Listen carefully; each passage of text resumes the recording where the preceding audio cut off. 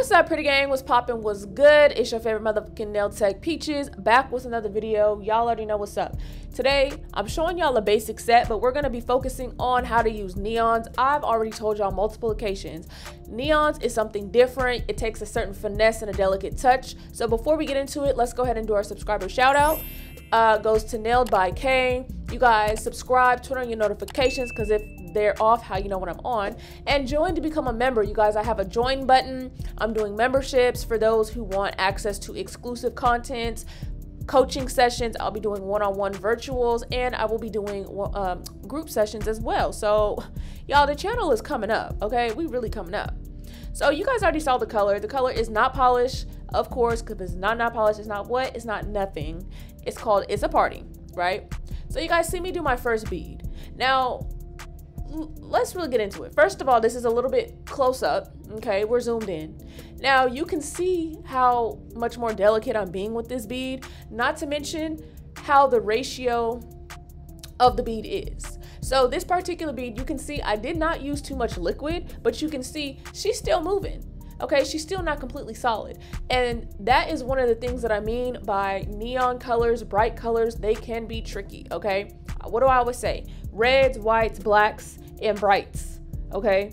Those colors ain't nothing to play with. They take a different type of acrylic manipulation and skill in your acrylic control, okay?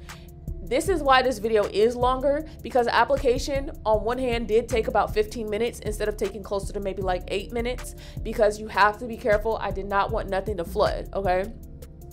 So you can see after I make sure everything is sidewall to sidewall and I'm content, I go ahead with the next bead. You can see how I barely dip my brush. The acrylic is still kind of moving around and I just have to touch it a lot more. And normally when you don't touch it, people call it like working your acrylic, okay?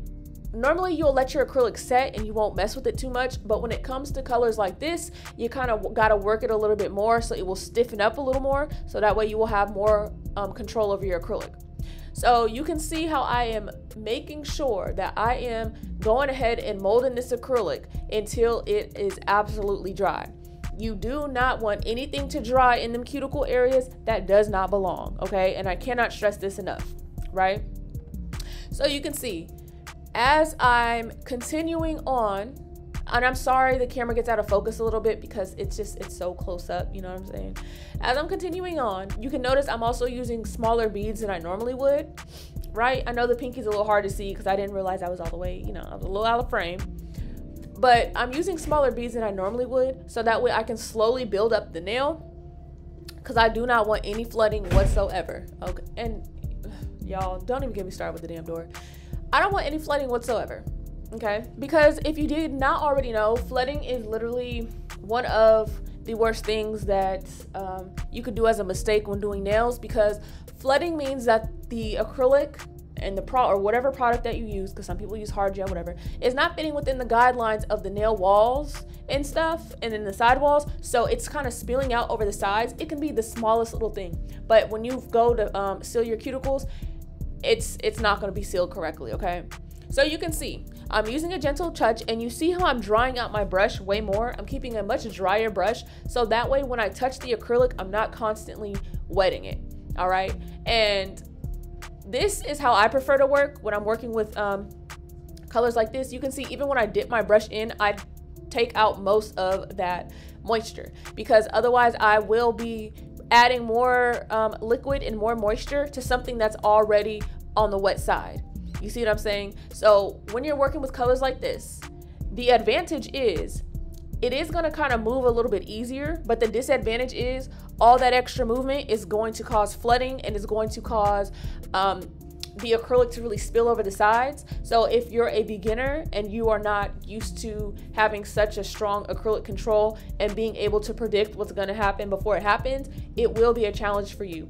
Do not get discouraged. It is a challenge for a lot of people, because even if you're advanced, when you're switching over to a different brand, you still have to refigure out some things all over again.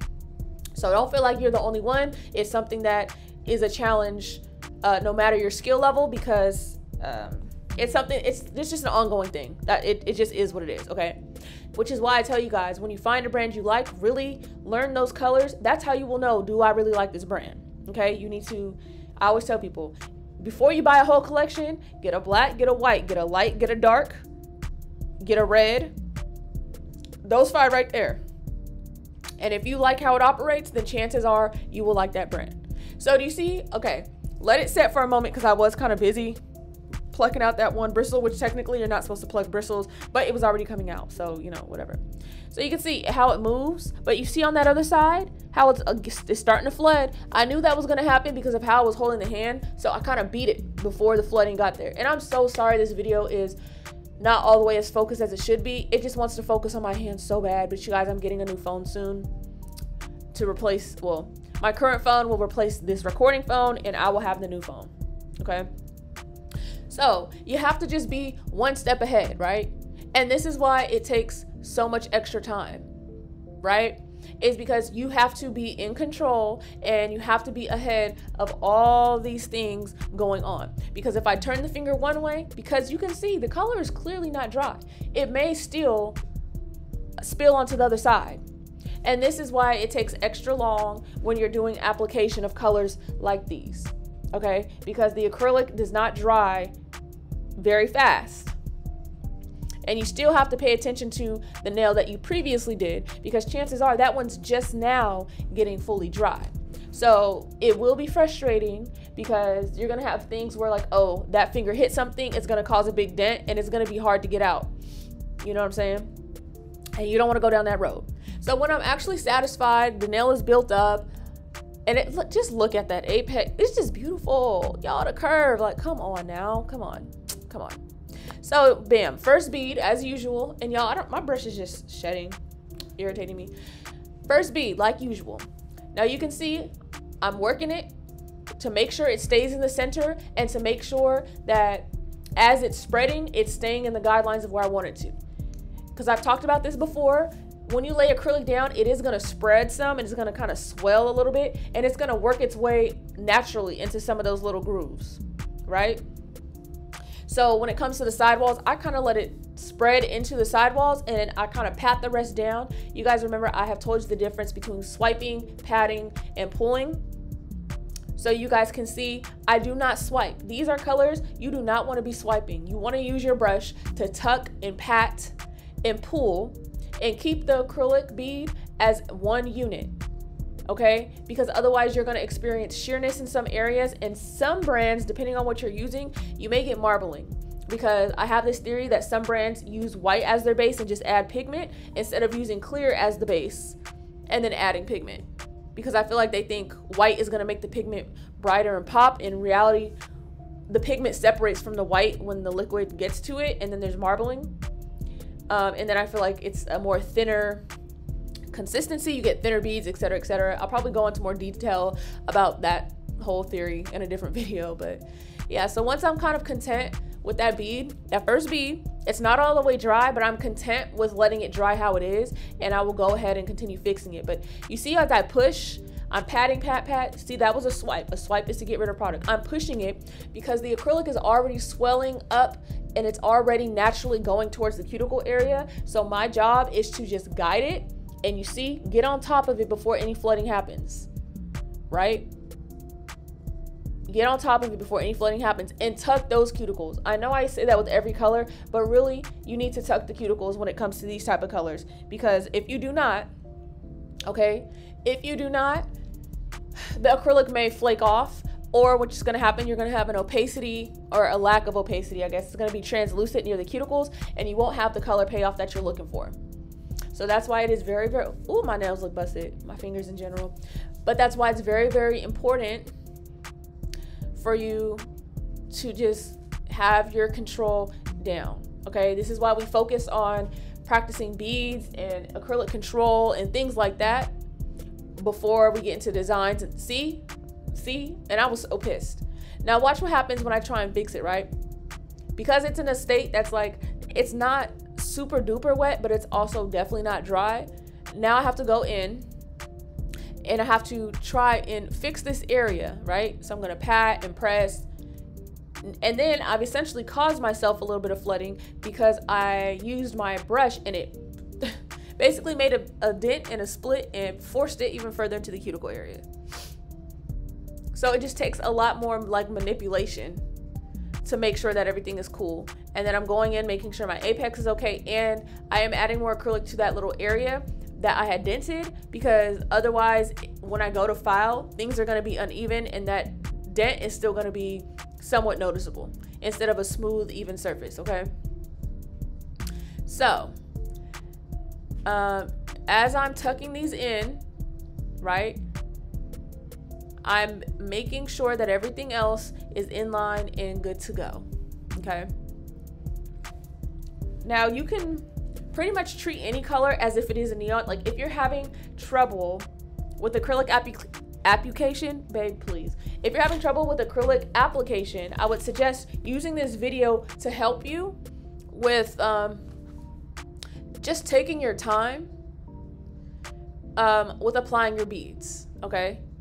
Like granted, it might not be the same color, but because I am taking my time and just really kind of doing more of a actual 3-bead method instead of normally I might do 2, I'm doing a little bit, you know, a little bit more than that just because I'm being so careful. This is a video for you to watch, especially since it's in real time if you're a beginner and it's a little bit more close up, you know what I'm saying? And the color stands out, so you'll be able to really tell the difference between what's the natural nail and what's the acrylic. So, like I say, keep it as a unit, keep it together, and tuck it in. Because you need to be having the sidewalls covered no matter what color.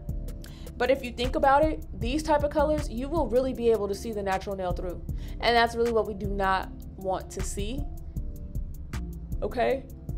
We want to make sure that these colors keep their opacity. They need to keep their opacity, okay? Now, while we're, y'all, I just had a brain fart. I got a client in like 5 minutes. I do have a shaping portion of the head that I did include just because, like, I thought you guys might want to see the shape. It kind of doesn't have anything to do with working with neons or anything like that.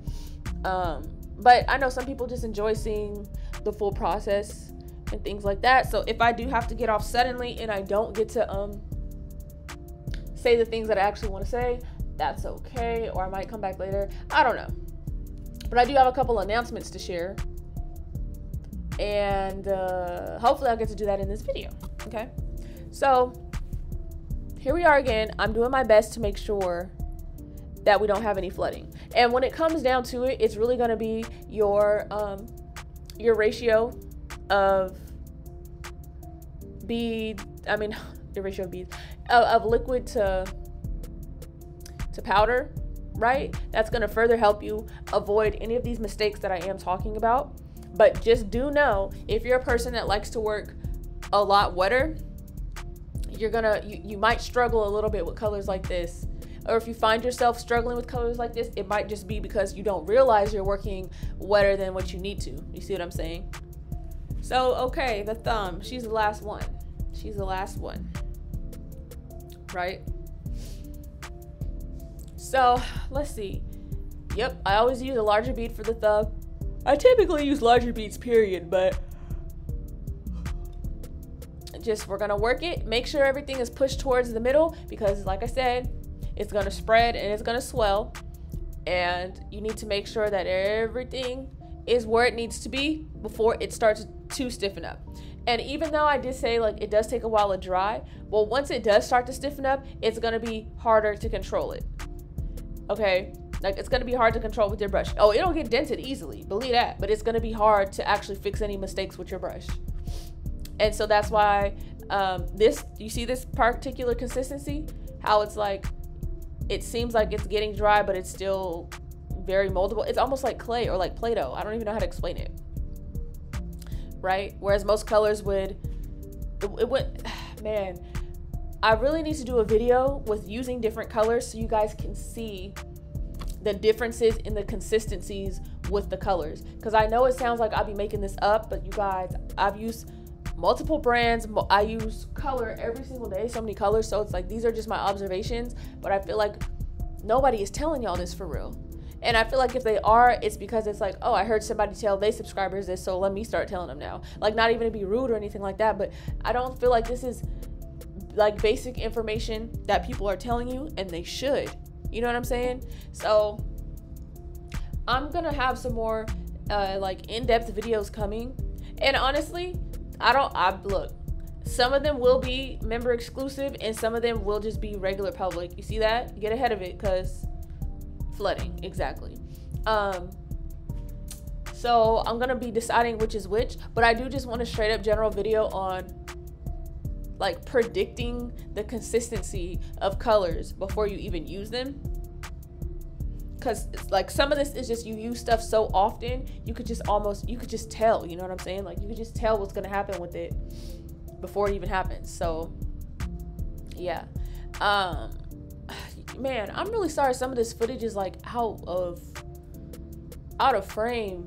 I didn't even realize. You guys know I really don't be looking at the footage until I come to edit it, but it's like, damn, I had no idea. No freaking idea. So yeah, so in a second I'm going to show you guys the finished application, the finished look of the application, and then we're going to go right into filing, which I'm probably not going to talk through the filing because like I said, I'm about to have a client, so you guys have seen me file multiple times, so it's kind of like whatever. There's not much I can say there. So this is what it looks like after application. You can see all the cuticle areas are tucked. Everything is nice and neat. Everything is nice and opaque, okay? So the filing portion. Before I get out of here, like I said, I did have a few announcements. So the first announcement, if you haven't not already seen, is that Not Polish has reached out to me so they can send me some products, which I will be receiving tomorrow on Friday. So I'm very excited to do an unboxing and just a video on the things that I'm being sent. I'm super excited. They sent me a bunch of stuff. And then of course, if you haven't seen, you guys, I am doing channel memberships, so you guys can have exclusive content. There are 3 different levels of memberships depending on your personal budget. If you are interested in the virtual and the one-on-one classes, I highly recommend going for the diamond member level.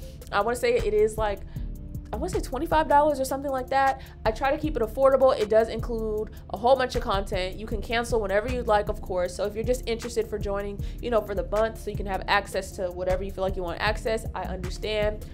I want to have as much content available for you guys, and I do want to have a lot of different virtual things outside of YouTube, so you guys will have direct contact with me. Channel memberships was the easiest way that I can do that and have like complete control over it, so that way you guys aren't getting lost in the sauce when it comes to my booking site and just things like that. And then I do have another brand that has reached out to me that wants to work with me. I'll be giving you guys a coupon code for 50% off of some nail polishes and things like that off their website. So I'll be going into more detail and making a video about that. I hope you guys enjoyed this video. Please don't forget to comment, like, subscribe.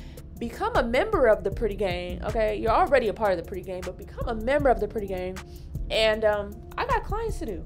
So I will go ahead and let y'all watch the rest of the video. And I'm about to get up out of here. See you guys in the next one.